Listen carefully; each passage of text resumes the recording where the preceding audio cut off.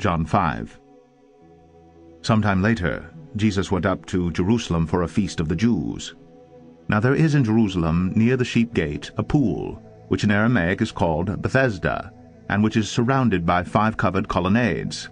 Here a great number of disabled people used to lie, the blind, the lame, the paralyzed.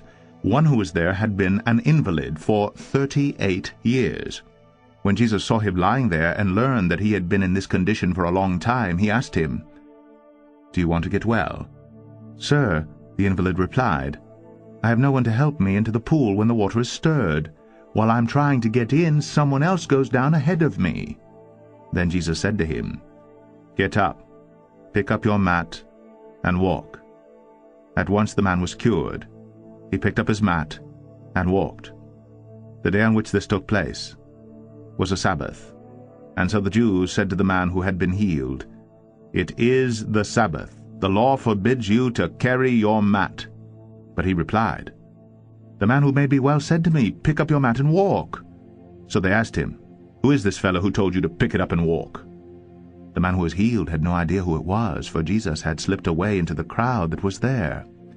Later Jesus found him at the temple and said to him, "See, you are well again. Stop sinning, or something worse may happen to you."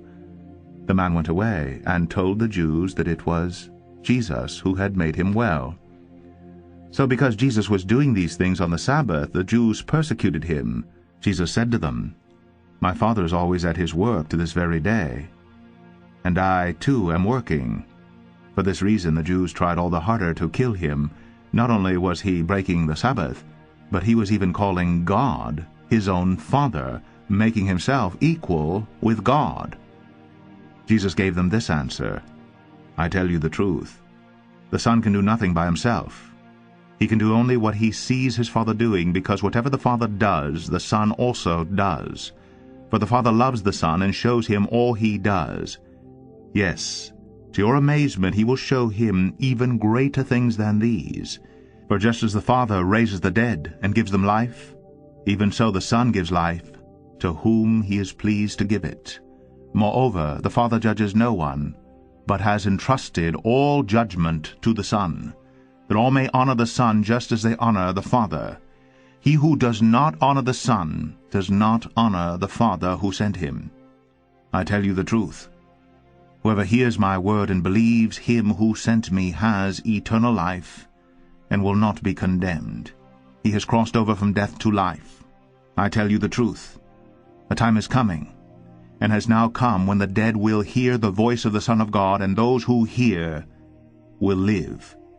For as the Father has life in himself, so he has granted the Son to have life in himself, and he has given him authority to judge, because he is the Son of Man. Do not be amazed at this, for a time is coming when all who are in their graves will hear his voice and come out. Those who have done good will rise to live, and those who have done evil will rise to be condemned. By myself I can do nothing. I judge only as I hear, and my judgment is just, for I seek not to please myself, but him who sent me. If I testify about myself, my testimony is not valid. There is another who testifies in my favor, and I know that his testimony about me is valid. You have sent to John, and he has testified to the truth. Not that I accept human testimony, but I mention it that you may be saved.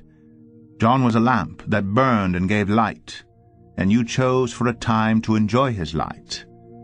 I have testimony weightier than that of John. For the very work that the Father has given me to finish, and which I am doing, testifies that the Father has sent me. And the Father who sent me has himself testified concerning me. You have never heard his voice, nor seen his form, nor does his word dwell in you, for you do not believe the one he sent. You diligently study the Scriptures, because you think that by them you possess eternal life.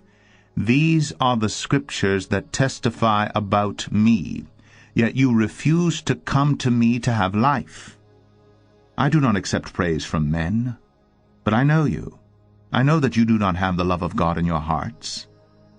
I have come in my Father's name, and you do not accept me. But if someone else comes in his own name, you will accept him. How can you believe if you accept praise from one another, yet make no effort to obtain the praise that comes from the only God? But do not think I will accuse you before the Father. Your accuser is Moses, on whom your hopes are set. If you believed Moses, you would believe me, for he wrote about me. But since you do not believe what he wrote, how are you going to believe what I say?